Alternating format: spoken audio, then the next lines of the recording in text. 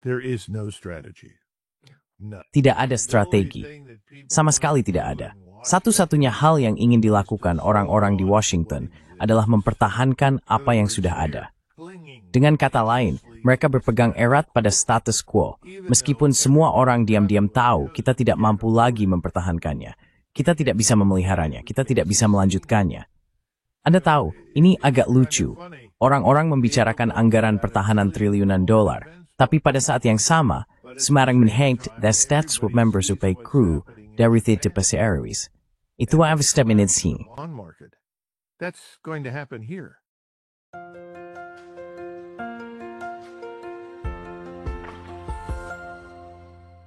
Hello everybody, this is Pascal from Neutrality. Halo semuanya, ini Pascal dari Neutrality Studies, dan hari ini saya kembali berbicara dengan Kolonel Douglas McGregor, seorang veteran tempur dan analis produktif di YouTube. Saya yakin kalian semua sudah mengenalnya. Kami ingin membahas perkembangan terbaru dari berbagai konflik di dunia. Jadi Kolonel, terima kasih banyak sudah kembali bergabung secara online. Thank you very much for coming online again. Hey, tidak kurang krisis dan konflik, Pascal. No, unfortunately not, and things are getting Tidak, worse. sayangnya tidak. Dan situasinya semakin memburuk, secara politik, dan saya juga berpendapat secara militer.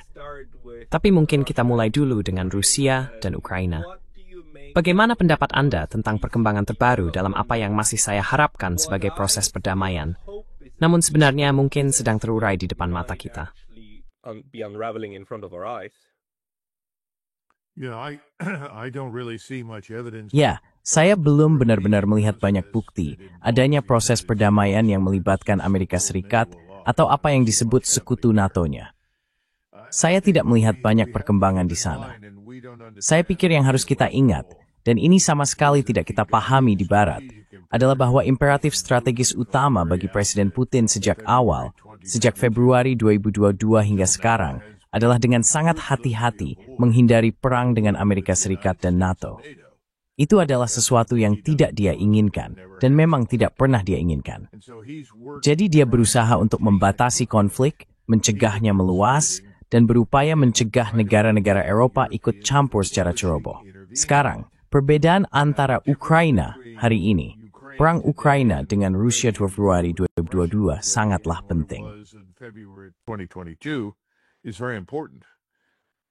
At the time that Russia entered, pada saat Rusia memasuki Ukraina Timur, dengan tujuan seperti yang kita ketahui, pada dasarnya untuk mengakhiri penindasan terhadap warga Rusia yang tinggal di sana, menghentikan diskriminasi, perlakuan buruk, dan bahkan pembunuhan terhadap warga negara Rusia yang terjadi di Luhansk dan Donetsk.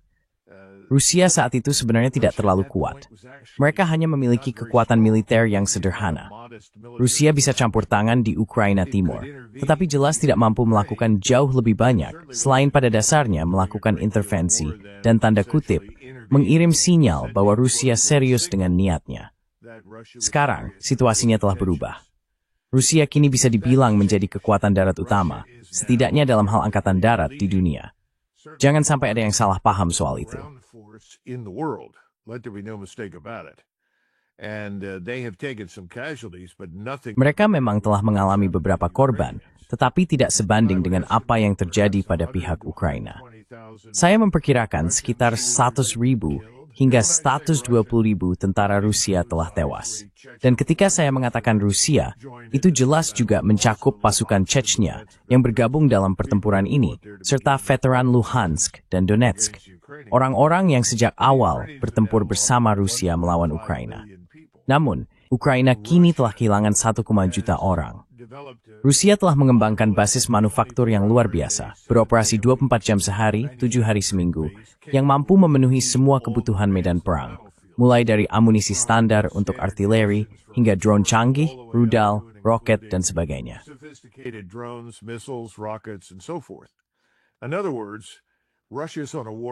Dengan kata lain, Rusia sedang berada dalam posisi siap perang. Rusia secara efektif telah memenangkan pertempuran di medan perang, dan kini bersiap untuk menyelesaikan penghancuran musuhnya. Mari kita bicara terus terang, itulah posisi mereka saat ini. Dan Ukraina berada dalam kondisi yang sangat buruk. Setiap hari semakin parah, semakin banyak orang yang terbunuh. Ini sangat mengingatkan pada situasi yang dialami militer Jerman dalam 6 hingga 8 bulan terakhir Perang Dunia II. Pada masa itulah, omong-omong, Jerman mengalami sebagian besar korban jiwa mereka, dan banyak orang tidak menyadari hal itu. Namun jika kita melihat perang tersebut, situasinya sangat mirip dengan runtuhnya angkatan bersenjata Jerman. Dan Jerman tidak sepenuhnya runtuh dalam sekejap. Mereka harus dipaksa mundur. Genoa-Bard had Mewen for Sinjing.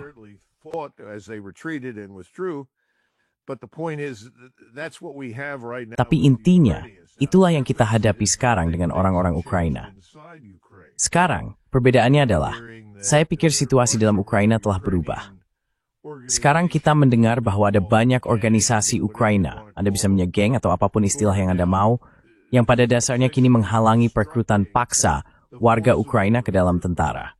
Dengan kata lain, mereka tidak membiarkan, baik pria tua, pria muda, atau siapapun yang bisa difihisan untuk ngambil, dimasukkan ke dalam van, lalu dikirim selama beberapa minggu orientasi dan tujuan tewas di front timur melawan Rusia. Menghentikan itu.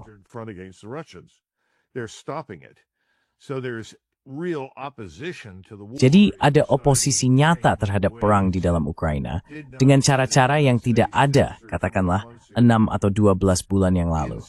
Di dalam Rusia, justru sebaliknya yang terjadi. Mereka tidak kesulitan merekrut. Mereka tidak kesulitan mendapatkan relawan. Mereka memiliki lebih banyak pasukan daripada yang mereka tahu harus dilakukan saat ini. Dengan kata lain, mereka hampir memiliki lebih banyak pasukan daripada yang bisa mereka latih, lengkapi, dan persiapkan secara memadai untuk operasi yang mereka butuhkan. Namun mereka masih terus menerima pasukan. Mereka terus mendatangkan mereka. Mereka melengkapi mereka, dan mereka memiliki cukup banyak pasukan. Sehingga sekarang mereka bisa secara rutin melakukan rotasi keluar masuk zona pertempuran, dan secara bertahap memperkenalkan formasi baru ke garis depan, agar mereka bisa belajar bertempur tanpa mengalami kerugian besar dalam prosesnya.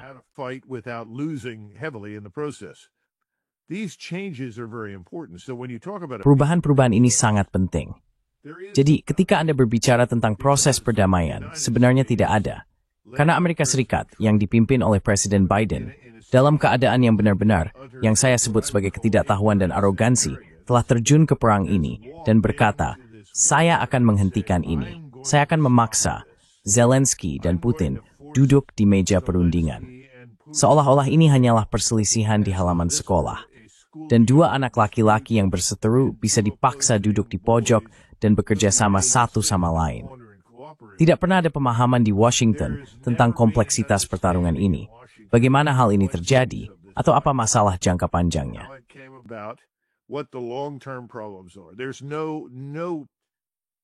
Tidak ada pemahaman tentang apa yang terus-menerus disebut Rusia sebagai akar permasalahan. Juga tidak ada kemauan untuk menangani hal tersebut. Dan kepentingan keamanan nasional Rusia yang sah telah diperlakukan dengan penghinaan total.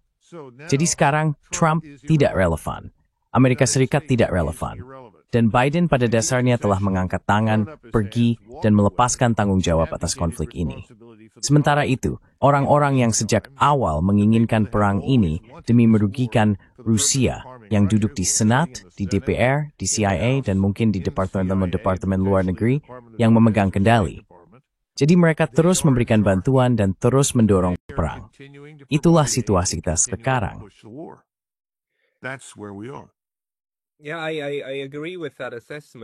Ya, saya setuju dengan penilaian itu.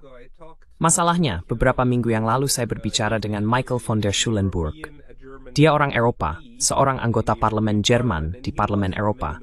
Dan selama bertahun-tahun, dia adalah seorang negosiator dan terlibat dalam proses perdamaian antara Iran dan Irak. Penilaiannya tentang perkembangan situasi adalah bahwa inilah yang biasanya kita lihat dalam proses negosiasi perdamaian, di mana satu pihak membuat tawaran, sense, as we have become haspish, postal damage.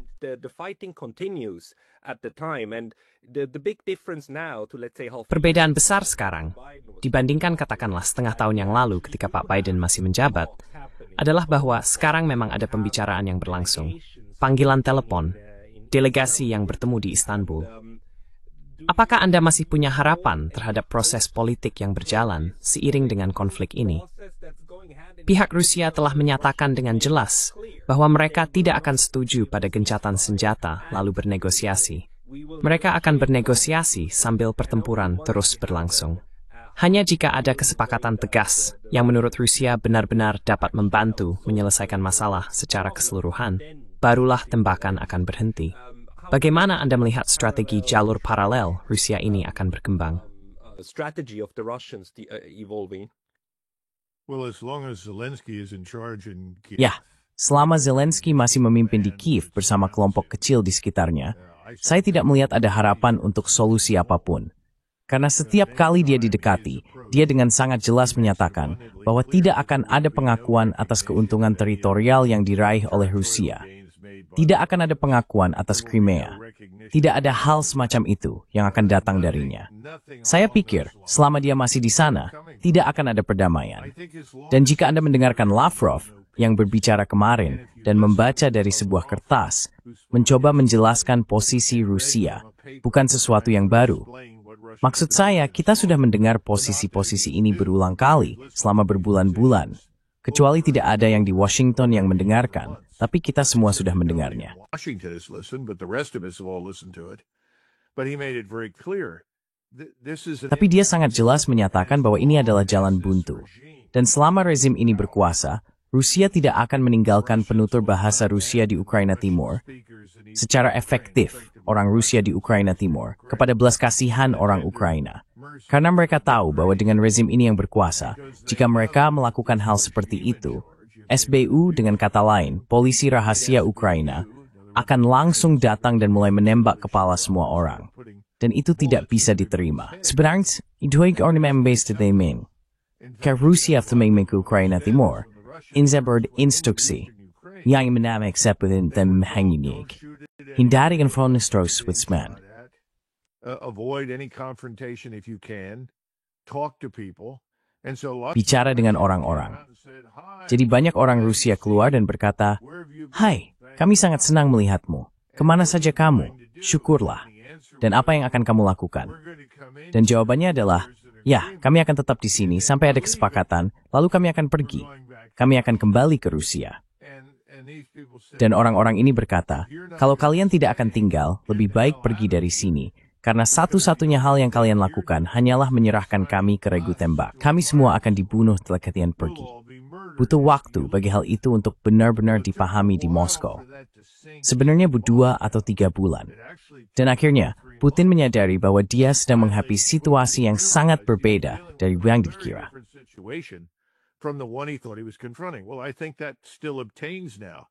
Ya, saya rasa itu masih berlaku sekarang. Hanya saja sekarang lebih jelas. Mereka tidak menyerahkan apapun yang saat ini mereka kuasai, dan mereka tidak melihat alasan mengapa mereka harus melakukannya. Faktanya, mereka sekarang telah mempublikasikan apa yang mereka sebut sebagai zona penyangga. Dan jika Anda melihat zona penyangga itu mencakup hampir seluruh wilayah di sebelah timur Sungai Dnieper, ditambah Odessa. Wah, sungguh mengejutkan. Saya sudah menunggu hal itu selama 2 tahun terakhir. Inilah arah yang kita tuju, setidaknya. Dan tidak ada yang akan mengubah itu. Dan teman kita Zelensky akan terus berbicara seolah-olah dia masih punya peluang untuk membalikkan keadaan itu atau peluang untuk menghentikan ini selama kita terus mendukungnya.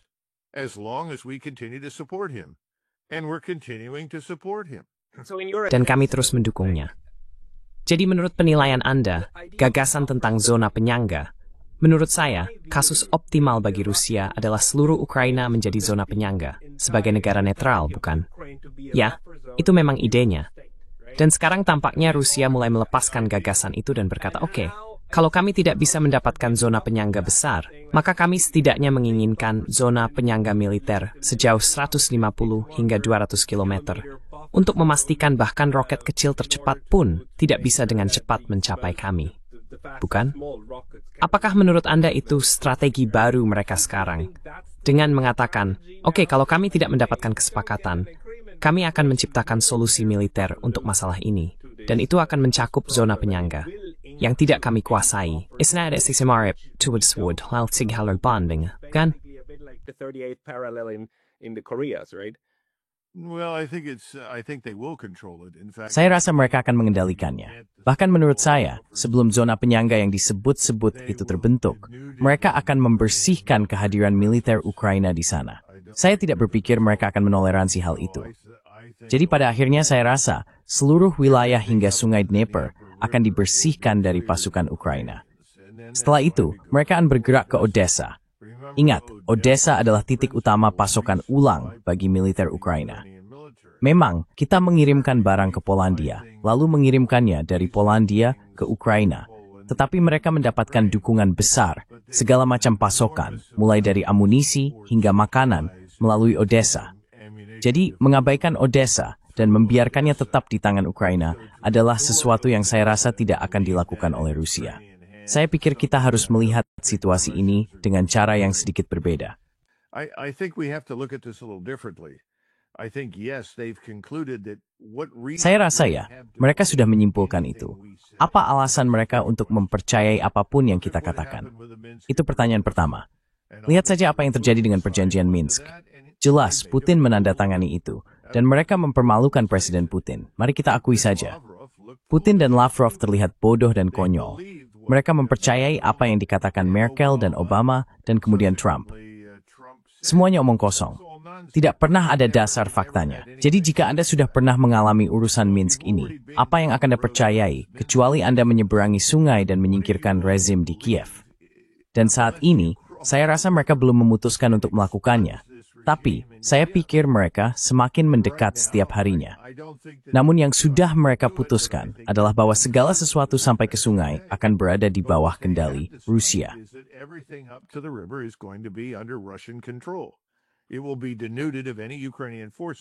Itu akan dikosongkan dari pasukan Ukraina. Sekarang, apakah pada akhirnya mereka akan memutuskan pada titik tertentu, apakah mereka siapkan misalnya Dnipro atau sesuatu seperti itu kepada Ukraina? Saya tidak tahu, saya meragukannya. Tapi itu tidak mustahil. Mereka sudah melihat Sumy setelah intervensi Kursk, dan mereka berkata, mengapa kita berhenti? Apa insentif bagi kita untuk berhenti sebelum sungai Dnieper? Bukankah kita justru membiarkan diri kita terbuka terhadap serangan di masa depan? Jika Anda bisa mengendalikan semua wilayah hingga sungai Dnieper, dan seseorang memindahkan rudal balistik jarak pendek atau menengah ke Ukraina Barat, Anda bisa menghancurkan itu dari Ukraina Timur. Dengan kata lain, Anda memiliki jangkauan dan daya capai. Anda juga memiliki satelit pengintai serta bentuk pengawasan lainnya.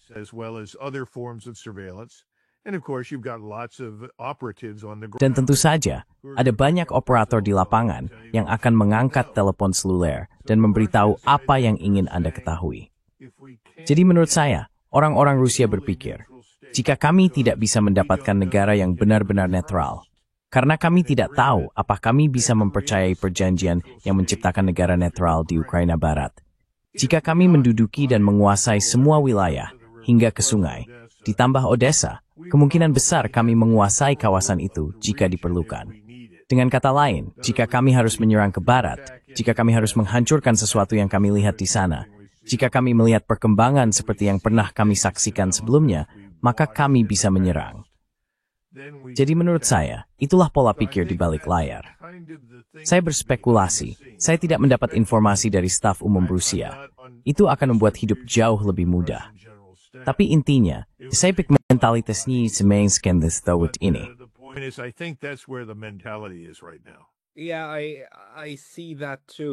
Ya, saya juga melihat itu. Karena Anda tahu, di beberapa sudut media massa yang bodoh, narasi yang kita dapatkan masih, oh Tuhan, Putin akan menduduki seluruh Ukraina, lalu dia akan masuk ke Eropa.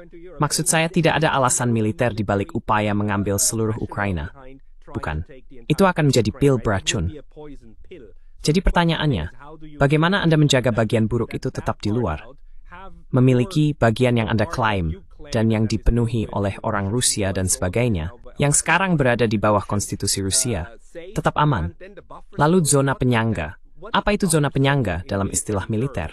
Maksud saya, apakah itu tanah tak bertuan, atau seperti wilayah Ukraina, tapi militer Rusia memiliki kendali mutlak atasnya?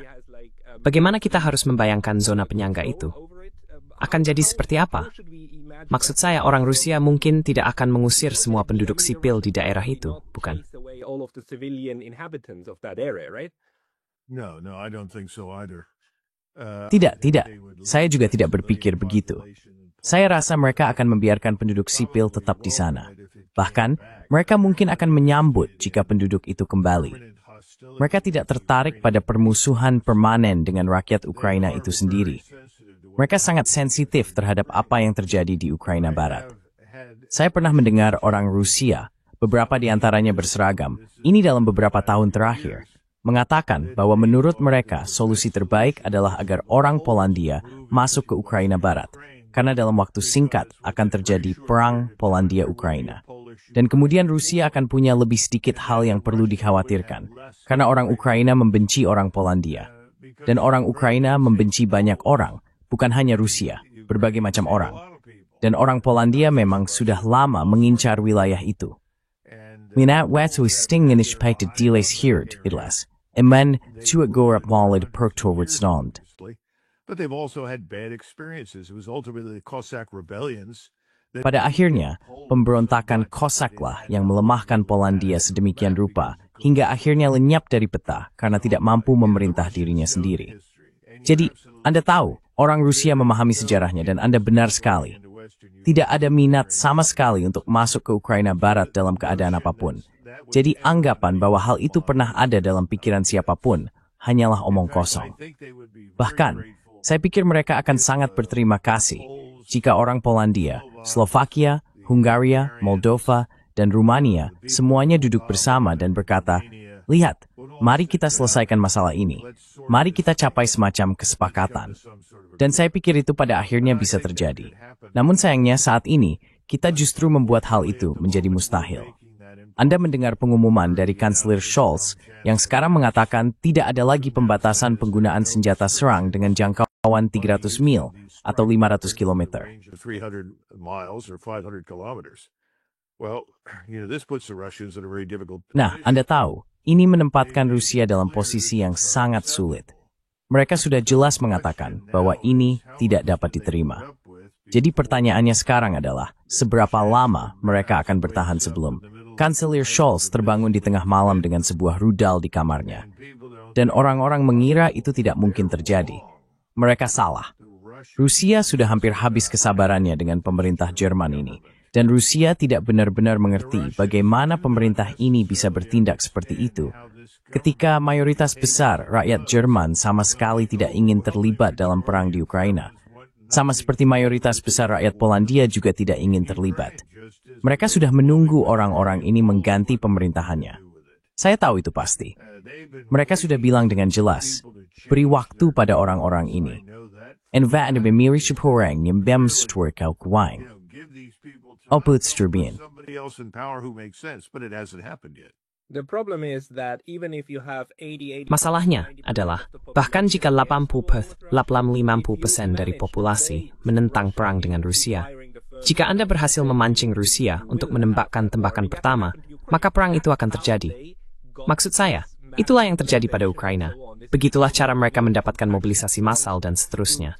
Inilah cara faksi neokon berhasil memulai perang sejak awal dengan membuat pihak lain melintasi batas besar pertama dan masuk. Tapi orang Eropa, Kolonel, Anda tahu, tadi saya mendengarkan seperti satu yang yang sangat populer di Jerman. again to one of these very popular talk shows in Germany, they still to this date argue Mereka masih hingga hari ini berargumen bahwa, kita tidak bisa memberi hadiah wilayah kepada Rusia. Hadiah, mereka menggunakan kata hadiah. Masih, setelah 3 tahun, mereka menganggap kemenangan Rusia dalam perang ini sebagai sebuah hadiah.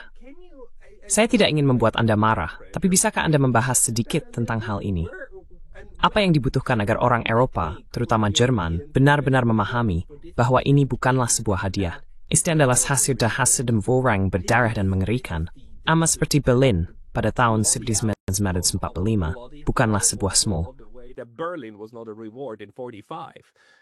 Oh, that's right. No, this is a de facto recognition. Oh, benar. Tidak, ini adalah pengakuan de facto atas apa yang ada dan tidak dapat dibalikkan pada tahap ini. Dan sejujurnya, memang seharusnya begitu, mengingat kepentingan Rusia. Saya pikir, dan saya punya banyak teman di Jerman, dan saya memang berbicara dengan mereka, seperti yang Anda tahu. Mereka mengatakan kepada saya bahwa telah terjadi perubahan besar dalam opini publik di Jerman. Pertama-tama, orang Jerman sudah muak dengan semua orang asing yang ada di negara mereka, bukan hanya Muslim. Marimos dengan orang Ukraina yang ada di Jerman, sama seperti orang Polandia yang muak 3 juta orang Ukraina di negara mereka. Banyak orang tidak mengetahuinya, tapi ada catatan sampingan yang menarik. But this is an interesting side. When the Ukrainians in Poland were asked what Ketika orang Ukraina di Polandia ditanya bahasa apa yang mereka inginkan untuk digunakan dalam pengajaran anak-anak mereka, semuanya menjawab bahasa Rusia. Jadi, Anda tahu, orang Jerman melihat hal ini, dan rata-rata orang Jerman di jalanan sudah cukup muak dan jijik dengan situasi ini. Sekarang, yang Anda katakan adalah jika Merz berakhir dengan sebuah rudal di kamarnya, seluruh bangsa Jerman akan tiba-tiba bermobilisasi, mempersenjatai diri, dan bergerak ke timur. Tidak, saya tidak melihat itu akan terjadi. Pertama-tama, lembaga militer di Eropa, khususnya di Eropa Barat, sangat tertinggal. Mereka sangat puas diri. Disiplin mereka sangat buruk. Ano ang butuh hakin na dekau at satu diktanik antamis hingga saat ini. from the current state of their armed forces. Now, they can certainly build missiles and rockets. Sekarang, mereka tentu saja bisa membangun misil dan roket. Tapi sekali lagi, itu hanya berarti bertukar dengan Rusia. Lihatlah ukuran Rusia. Lihatlah ukuran Jerman. Itu akan menjadi pertukaran yang singkat. Saya tidak melihat orang Jerman akan melakukan itu. Saya pikir orang Jerman semakin tidak puas dengan Merz dan yang lainnya. Dan hal yang menarik adalah bahwa situasi ini sangat menguntungkan bagi Alternative for Deutschland. AfD sangat diuntungkan dari situasi ini. Thai sonograf memusnahkan ketmain en basis pembicukan.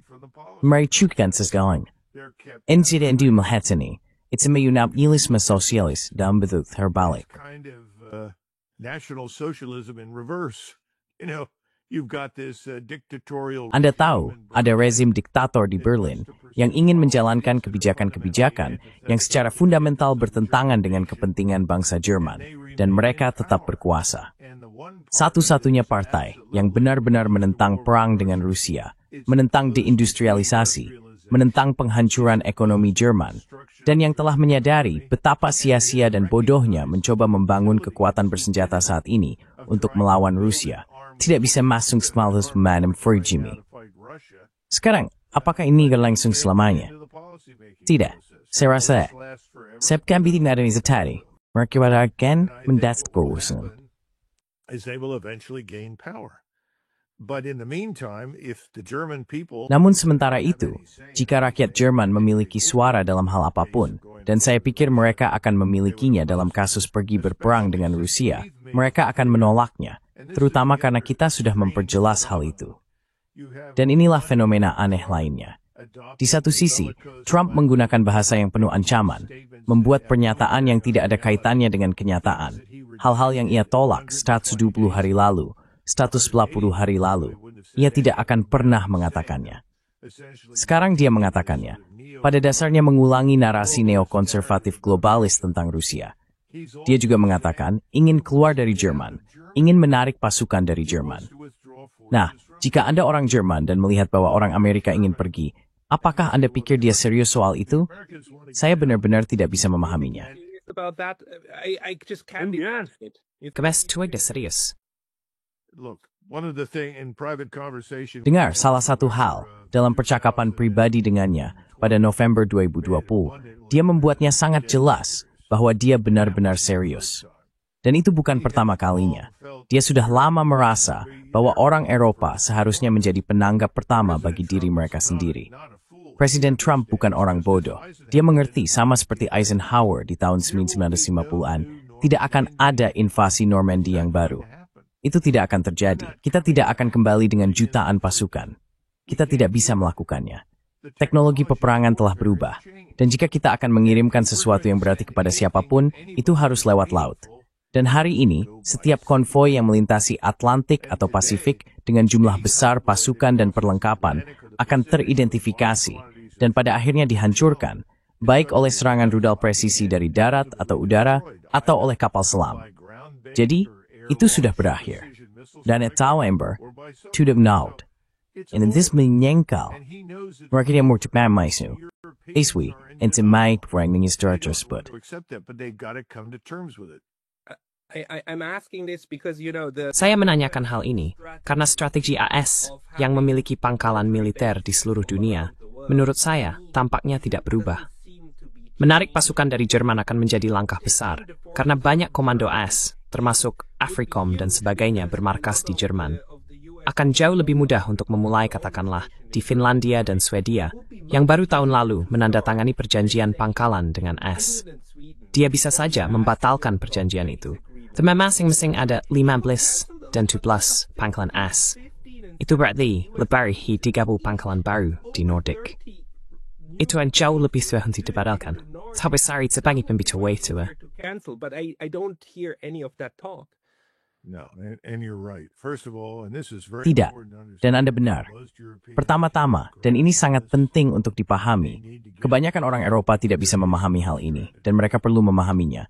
Tidak ada strategi, tidak ada. Satu-satunya hal yang ingin dilakukan orang-orang di Washington adalah mempertahankan apa yang sudah ada. Dengan kata lain, mereka berpegang teguh pada status quo, meskipun semua orang secara pribadi tahu kita tidak mampu lagi. Kita tidak bisa mempertahankannya. Kita tidak bisa melestarinya. Anda tahu, ini agak lucu. Orang-orang membicarakan anggaran pertahanan $1 triliun. Tapi pada saat yang kemei, semua orang melihat apa yang terjadi di Jepang dan runtuhnya pasar obligasi. Itu akan terjadi di sini. Saat ini kita berada di sekitar 4,5% untuk obligasi Treasury 10 tahun. 5% on 10-year treasuries. Each month this goes up a few points. Setiap bulan, angka ini naik beberapa poin. Pada titik tentu, ini akan naik dengan cepat, dengan cara yang tidak bisa kita bayangkan hari ini. Tapi itu akan terjadi, karena kita sudah tidak lagi punya kendali. Anda bisa menurunkan suku bunga, tapi imbal hasil obligasi Treasury tetap naik, karena orang-orang tidak mau berinvestasi pada kita. Kita sudah menjual obligasi Treasury 2 tahun, bahkan itu sekarang akan menjadi masalah. Tidak ada yang mau membeli obligasi 30 tahun lagi. Dan sekarang kita punya Jepang yang sudah memberitahu kita, lihat, kami sedang dalam banyak masalah. Tidak ada dendam, tapi kami akan membuang obligasi Treasury kalian. Kami akan menyingkirkannya. Itu sudah tidak ada nilainya. Tiongkok juga akan melakukan hal yang sama.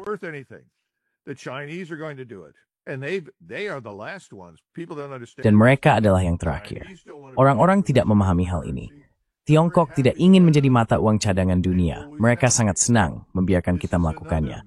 Mereka selalu seperti itu. Ini adalah mitos lain. Tiongkok jahat yang ingin menaklukkan dunia dan menguasai Asia. Anda tahu, jika Tiongkok benar-benar ingin menguasai Asia, ada sebuah organisasi bernama Tokyo.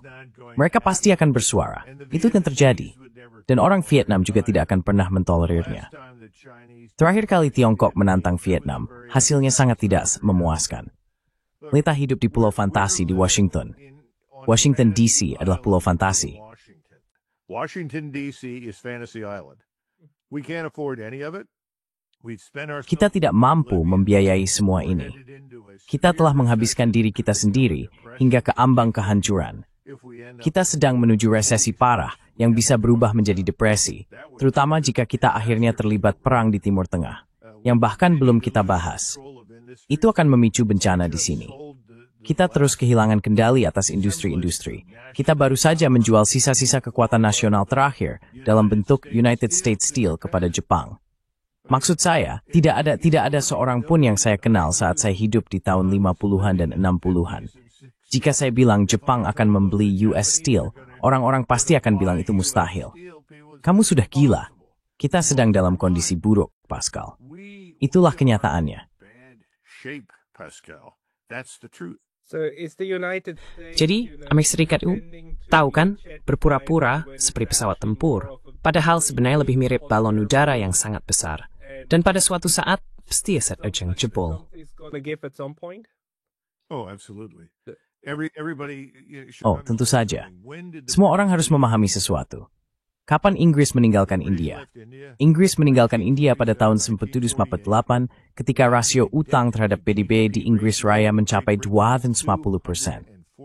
Sekarang ingatlah, Jika Anda kembali ke tahun 30-an dan melihat jurnal staf umum Inggris serta diskusi yang diadakan dengan para politisi, apa prioritas utama bagi Inggris?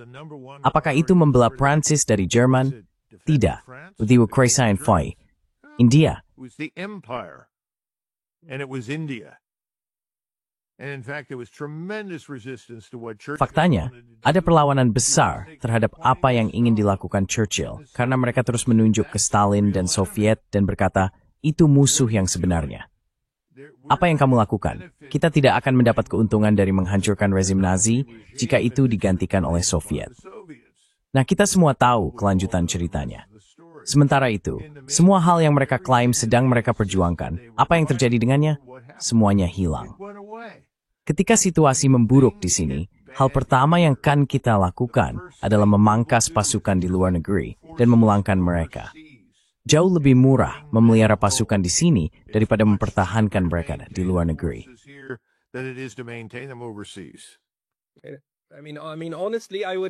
Maksud saya, sejujurnya, saya berharap hal ini terjadi, karena menurut saya, itu akan meredakan banyak situasi, meskipun mungkin tidak di semua tempat. Satu-satunya pihak yang akan selalu berusaha campur tangan sebisa mungkin secara politik untuk mencegah hal itu terjadi adalah Israel. Menurut Anda, apa peran Israel dalam, katakanlah, pengurangan kekuasaan Imperium AS?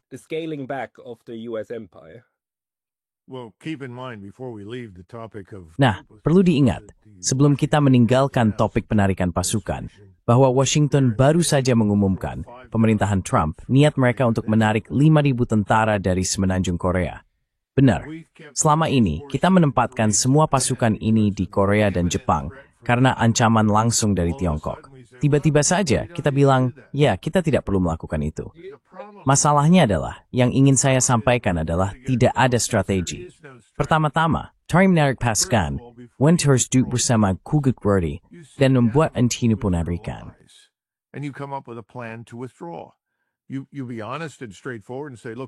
Anda harus jujur dan terus terang dengan mengatakan, lihat kita tidak bisa tetap di sini dengan jumlah yang kita miliki.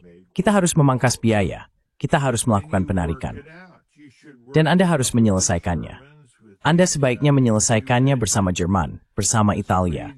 Anda menyebut Swedia dan Finlandia, yang tampaknya sudah mempertaruhkan segalanya pada kedatangan pasukan AS yang benar-benar tidak masuk akal. Tapi intinya, saya tidak melihat adanya strategi. Saya di Tokyo atau Seoul yang mengamin, lihat, kami ingin mengordinasi penarik ini. Kami ingin meranai. Itu adalah Storbremen and Diesboth di Thrinfall. And we're going to try and do it in the dead of night. Memang benar, masalahnya, orang Jepang dan Korea, seperti halnya orang Jerman dan orang Eropa pada umumnya, justru melakukan hal sebaliknya. Mereka berpegang erat pada Amerika, bukan? Mereka tidak ingin melepaskannya. Dan situasi di Korea menarik karena ada perjanjian staf gabungan. Faktanya, jika Korea Utara pernah melintasi paralel ke-38, orang yang bertanggung jawab, jenderal yang memimpin pasukan AS dan Korea, adalah seorang jenderal AS. Jenderal AS itu juga akan memimpin pasukan Korea. Dan perjanjian itu masih berlaku. Saya tahu bahwa AS dan Korea sempat membicarakan perubahan perjanjian itu, tapi saat ini masih tetap berlaku. Mereka benar-benar sangat erat kaitannya, terutama di Asia sini.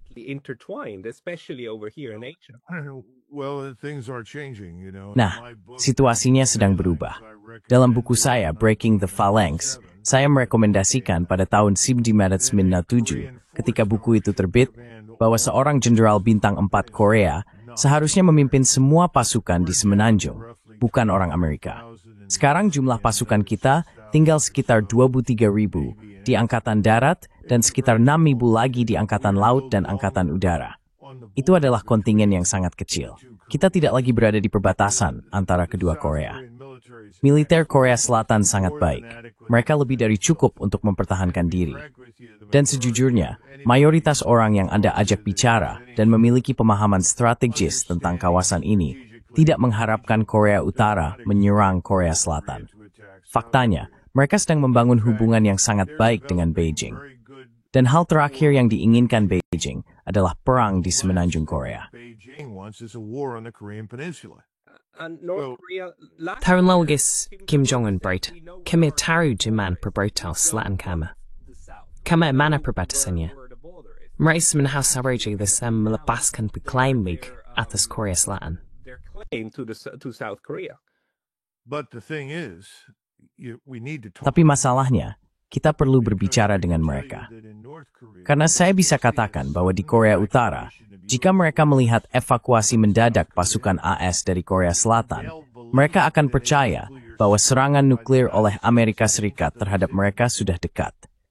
Sekarang, itu mungkin terdengar aneh bagi Anda dan saya, tetapi Anda harus memahami mentalitas Korea Utara yang telah berkembang di sana selama beberapa dekade. Jadi yang Anda inginkan adalah semacam kesepakatan yang secara bertahap melepaskan keterlibatan kita dengan cara yang sangat mudah dipahami, sangat jelas, dan diawasi secara luas oleh Korea Utara maupun Selatan. Anda perlu berbicara dengan Presiden Tiongkok. Dia juga punya kepentingan dalam semua ini. Anda juga perlu berbicara dengan Tokyo. Izinkan saya berhenti sejenak dan memberikan contoh tentang maksud. Stop for a minute and give you an example of what I'm talking about. When Nixon went to China with Ketika Nixon pergi ke Tiongkok bersama Kissinger, setelah mereka melakukan diskusi dan menandatangani berbagai kesepakatan, Deng Xiaoping berbalik kepada Kissinger dan berkata, "Apakah Anda sudah ke Tokyo? Apakah Anda sudah memberitahu Jepang tentang apa yang sedang Anda lakukan?" Percaya atau tidak, jawabannya adalah tidak. Deng Xiaoping berkata, "Anda sebaiknya berbicara dengan Jepang. Anda tahu, kami sangat mengenal mereka. Mereka punya kepentingan terhadap apa yang sedang terjadi, dan Anda sebaiknya berbicara dengan mereka. Beri mereka informasi, libatkan mereka. Kami, Tiongkok, menginginkan hubungan baik dengan Jepang." Jadi maksud saya, ini benar-benar kebodohan Amerika, oke? Kita dipimpin oleh arogansi dan ketidaktahuan. Kita terlalu memuji diri sendiri. Kita melihat diri kita dengan cara yang tidak realistis. We see ourselves in unrealistic ways. All you have to do is listen to President Trump. Yang perlu Anda lakukan hanyalah mendengarkan Presiden Trump. Jika mereka tidak mau melakukan apa yang saya katakan, jika mereka tidak mau bersatu, ya, saya tidak akan ada urusan dengan ini. Kita akan pergi. Siapa dia sebenarnya? Siapa yang dia kira sedang dihadapinya? Kita tidak punya rasa keseimbangan yang benar tentang siapa diri kita dan siapa orang lain. Dan ini berbahaya. Dan ini sangat berbahaya bagi orang Eropa. Berita buruknya, sepertinya Macron dan Starmer juga tertular penyakit serupa. Mereka tidak menyadari apa yang sedang mereka hadapi. Saya tidak bisa membayangkan Palmerston di Inggris, atau Disraeli, atau Gladstone, atau siapapun memperlakukan Rusia dengan sikap tidak hormat dan penghinaan seperti itu.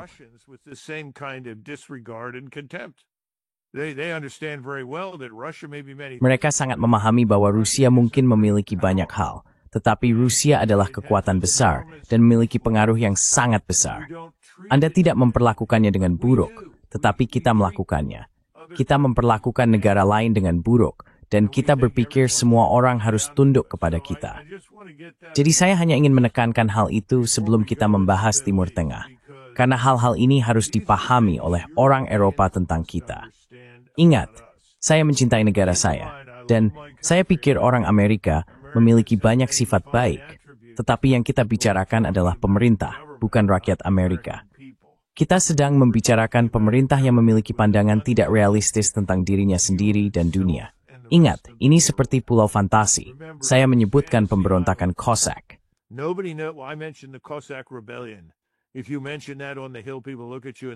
Jika Anda menyebutkan hal itu di Capitol Hill, orang-orang akan melihat Anda dan berkata, "Apa? Maksudmu orang-orang lucu yang memakai topi aneh dan menunggang kuda itu?" Maksud saya, itulah tingkat ketidaktahuan yang ada. Negara ini benar-benar seperti planet tersendiri.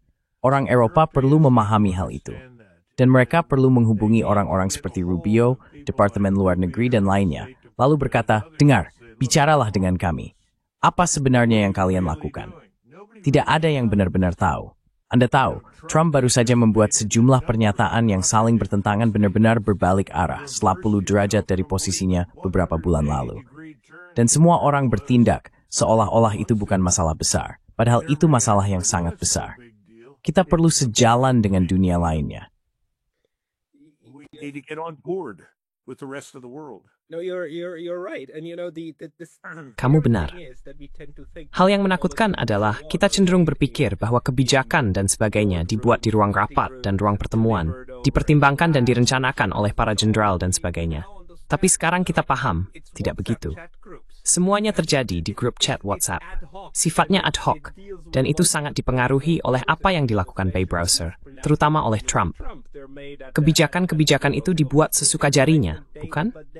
Tapi dampaknya besar terhadap pasar, berdampak pada geopolitik, dan itu adalah sesuatu yang harus dihadapi oleh seluruh dunia. Tapi mari kita bicara sebentar tentang Timur Tengah, karena negosiasi terbesar dan terpenting di sana, tentu saja dengan Iran, demi menghindari perang di sana. Dan menurut saya, menghindari perang yang sebenarnya, maksud saya, kamu bahkan tidak perlu mengancam hal itu. Tapi sekarang ancaman itu sudah ada, bukan? 60 hari, dan saya rasa sekarang sudah lewat. Pasti sudah lewat. Tapi menurutmu apa yang sering terjadi dalam negosiasi dengan Iran dan dengan Israel? The issue with Israel. Well, keep in mind that Perlu diingat bahwa utusan Presiden Trump bukan hanya ke Moskow, tetapi juga baru-baru ini ke Iran dan Timur Tengah, adalah teman golf sekaligus pengusaha properti, Tuan Witkoff. Tuan Witkoff, setelah berbicara dengan pihak Iran, dan juga setelah berbicara dengan pihak Rusia, kami sempat berpikir bahwa kami sedang menuju normalisasi hubungan dengan. Namun, semua itu tiba-tiba hilang. Kami juga sempat berpikir bahwa kami sedang menuju kesepakatan yang mirip dengan JCPOA yang dibentuk di bawah pemerintahan Obama dengan Iran. Ternyata hal itu tidak dapat diterima oleh Tuan Netanyahu. Dan tiba-tiba kami mengubah posisi kami dan mengatakan bahwa tidak boleh ada pengayaan uranium dalam bentuk apapun dan dalam keadaan apapun. Nah, itu jelas membuat kesepakatan menjadi mustahil. Anda tidak bisa mencapai kesepakatan apapun dengan pihak Iran.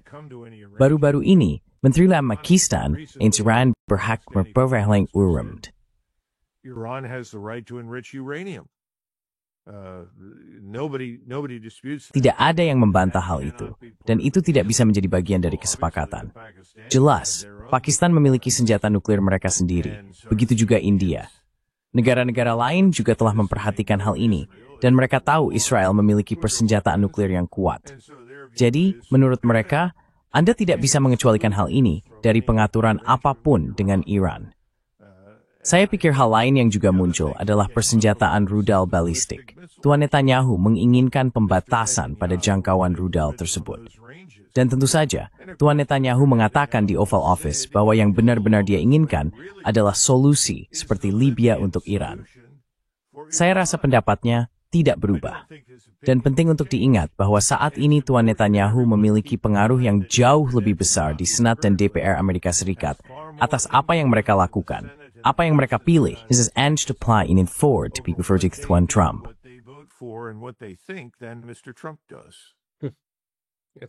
Ini sangat menyedihkan.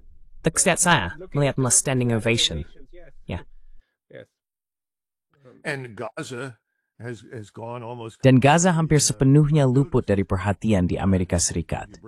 Jika Anda membicarakannya, maka Anda jelas-jelas dianggap antisemit. Jika Anda menyarankan bahwa Amerika Serikat seharusnya tidak mendukung program pembunuhan massal dan pengusiran orang-orang dari Gaza, atau dalam hal ini tepi barat, yang juga masuk dalam agenda, Anda dianggap tidak tahu apa-apa dan pasti antisemit. Saya terkejut setelah sekian lama. Akhirnya, pemerintah Jerman menyadari dan mengatakan bahwa ini tidak dapat diterima bagi mereka. Selama 80 tahun, mereka terus meminta maaf, dan sangat sulit bagi mereka untuk mengambil posisi yang kritis terhadap Israel. Akhirnya, mereka mengakui bahwa ini salah. Saya tidak melihat hal itu akan terjadi dalam waktu dekat di Amerika Serikat.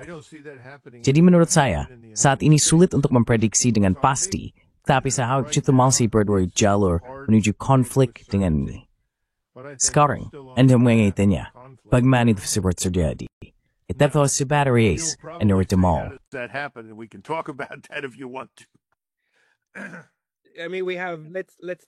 Maksud saya, mari kita ambil 4 atau 5 menit lagi, karena saya tidak ingin menahan Anda terlalu lama. Tapi dari perspektif militer, saya akan berargumen bahwa skenario perang dengan Iran adalah skenario terburuk, juga bagi Amerika Serikat. Maksud saya, itu mimpi buruk, bukan? Mimpi buruk logistik dan militer. Logistical and military nightmare.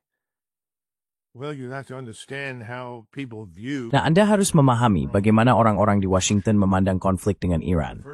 Hal pertama yang akan mereka katakan adalah tidak akan ada pasukan darat yang terlibat. Ya, itu benar. Kita memang tidak punya pasukan untuk dikirim. Tentara kita sangat kecil.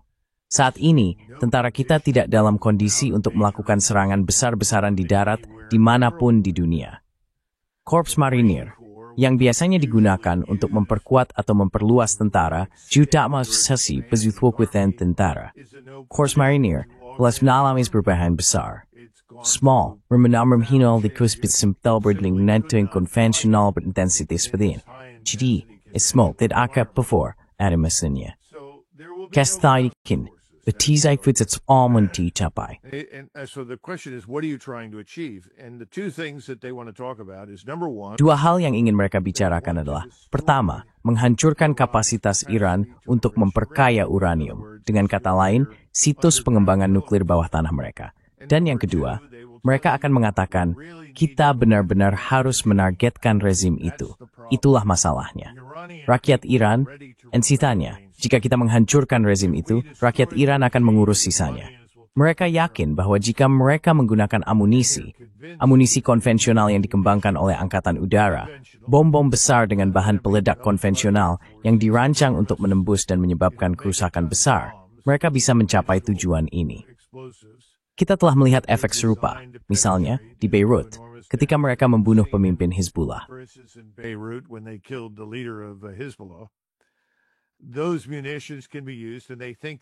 Amunisi itu bisa digunakan, dan mereka pikir mereka akan berhasil. Jadi begitulah cara mereka memandangnya. Lalu mereka berkata, kita harus menambahkan semua ini, tentu saja, dengan armada dan seluruh angkatan udara, agar kita bisa menghancurkan pertahanan udara terintegrasi mereka. Dan ketika Anda bertanya, apakah Anda yakin tentang itu? Apakah Anda benar-benar yakin bisa menembus jauh ke wilayah udara mereka dan mengirimkan amunisi ini? Oh, tentu saja, pasti. Jadi saya pikir ada rasa percaya diri yang besar terhadap supremasi Angkatan Udara Amerika Serikat dan persenjataan udara serta misil Angkatan Laut Amerika Serikat. Dan mereka pikir mereka bisa mencapai hasil itu. Sekarang saat ini cukup jelas bahwa Presiden Trump tidak menginginkan perang dengan Iran. President Trump does not want war with Iran. When I talked to him at the same time, ketika saya berbicara dengannya, pada saat yang sama, kami sedang mendiskusikan penarikan pasukan dari Jerman. Sangat jelas bagi saya bahwa dia tidak menginginkan perang dengan Iran. Ini bukanlah seseorang yang menginginkan perang. Baiklah, itu tidak masalah. Maka Anda harus mencegahnya. Dan pada titik ini, dia tidak berada dalam posisi untuk melakukannya. Karena jika Tuan Netanyahu, dengan cara apapun, memulai perang, dan akhirnya terbang melawan pertahanan udara Iran, serta menggunakan semua amunisi yang dia miliki. Dan saat ini dia memiliki hampir semua yang kita miliki. Atau bahkan dalam skenario terburuk, memutuskan untuk menggunakan senjata nuklir berkekuatan rendah untuk menghancurkan lokasi tersebut. Yang menurut saya akan menjadi kesalahan yang sangat fatal. Tetapi itu adalah opsi yang dipertimbangkan oleh Israel. Kita pasti akan terseret ke dalam konflik ini di pihak mereka. be dragged into this on their side. And that goes back to the control and influence that he has. Dan itu kembali lagi pada kendali dan pengaruh yang dia miliki di Capitol Hill. Yang perlu Anda lakukan hanyalah mendehil. Dengarkan para attorney berbicara. Apakah Anda mendengar Kennedy ini, Senator Kennedy dari Louisiana, yang berkata, saya pikir Tuan Trump telah dihina dan dilecehkan oleh Tuan Putin. Saya pikir kita harus mengubah Rusia menjadi makanan ikan. Tolong berhenti dan pikirkan tentang itu. Itu adalah pernyataan yang sangat bodoh dan tidak tahu apa-apa. Tapi itulah yang dianggap sebagai pemikiran serius di Hill. Lihat Lindsey Graham, lihat seluruh daftar senator. Dan bukan hanya Partai Republik, ada banyak Demokrat yang setuju. Inilah Uniparty. Uniparty mendukung perang. Jadi saya rasa dia tidak bisa menghindarinya jika itu sudah dimulai. Dia harus terlibat.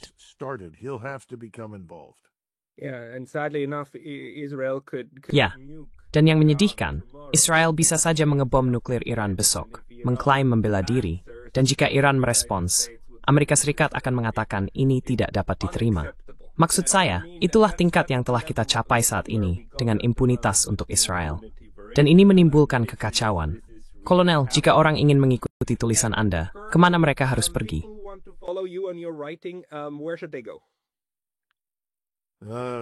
There's lots of things on YouTube. Nah, ada banyak hal di YouTube. Kamu bisa menemukan saya di sana. Saya juga sering muncul di podcast orang lain. Saya sudah tidak lagi bersama Our Country, Our Choice, tapi saya masih ada di Dewan Penasihatnya. Tapi kamu tidak akan banyak menemukan karya saya di sana. Saya rasa saya sudah menulis 5 buku. Dan kalau kamu cari nama saya di Google, selama bertahun-tahun saya sudah menulis banyak hal yang membahas banyak topik ini. Saya sendiri sudah lelah membicarakannya. Jadi, kamu tahu, masukkan saja nama saya dan pastikan penulisannya benar. Itu M.A. kecil G-R-A-G-O-R. Kamu akan menemukan hampir semua yang kamu butuhkan.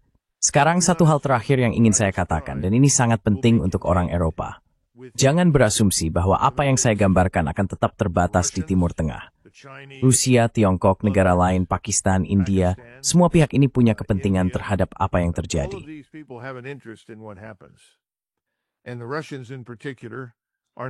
Dan khususnya Rusia tidak akan membiarkan kita mempolarisasi Iran hingga tunduk. Saya rasa Tiongkok juga tidak akan melakukannya. Dan sekali lagi, itulah mengapa, jika Anda melihat apa saja konsekuensi dan implikasinya, Mesir yang selama ini di perbatasan tidak akan lagi diam. Mereka akan menyerang. Bahkan Yordania, yang paling berisiko karena paling tidak stabil, juga akan menyerang. Dan pertanyaan sebenarnya adalah, apa yang akan dilakukan Turki? Turki Swarnis Tesonigan.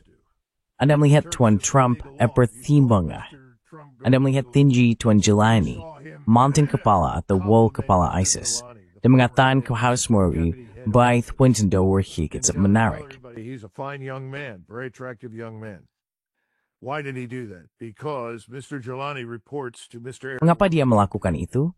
Karena Tuan Jelani melapor kepada Tuan Erdogan di Turki. Tanpa keterlibatan Turki dalam penghancuran rezim Assad, tidak akan ada yang berubah di sana. Saat ini, yang sedang dia coba lakukan adalah mempertahankan aliansi kerjasama Turki-Israel, karena dia berusaha memastikan mereka meraih hegemoni di kawasan tersebut. Namun, itu mungkin tidak berhasil, karena Turki saat ini memiliki pandangan berbeda tentang hubungan mereka dengan Israel. Dan humanitas every step dezen nezi soris small tes ini small septuful. Izmahat ini meganged. So all of these things need to be kept in mind, and we haven't even talked about the. Dan kita bahkan belum membicarakan situasi di dalam negeri. Kita masih memiliki masalah besar. Ada lebih dari 50 juta imigran ilegal. Kriminalitas masih di luar kendali. Perbatasan kita belum sepenuhnya aman. Kita masih melihat perdagangan manusia dan narkoba yang terus mengalir melalui pelabuhan masuk resmi di perbatasan Texas, Arizona, New Mexico, dan California. Keadaan di sini tidak baik, oke? Kohesi sosial kita tidak kuat. Is it forward you were to ignore me that the level thinking. Di Pulau Fantasi, semuanya torres semuanya. Dan in this Billy die trawer than the tutor not the four. The invincible, invulnerable superpower. Yeah, and Fantasy Island has the big broad. Ya, dan Fantasy Island memiliki stasiun penyiaran besar. Jadi, Fantasy Island jadi Amerika Serikat di mata luar. Tapi Kolonel, saya benar-benar berterima kasih atas wawasan dan diskusi jujur Anda. Kami akan mengenal lagi segera. Semoga. Saya ucapkan selamat malam untuk Anda. And I wish you a very good evening. Sumamur, besi bathiu.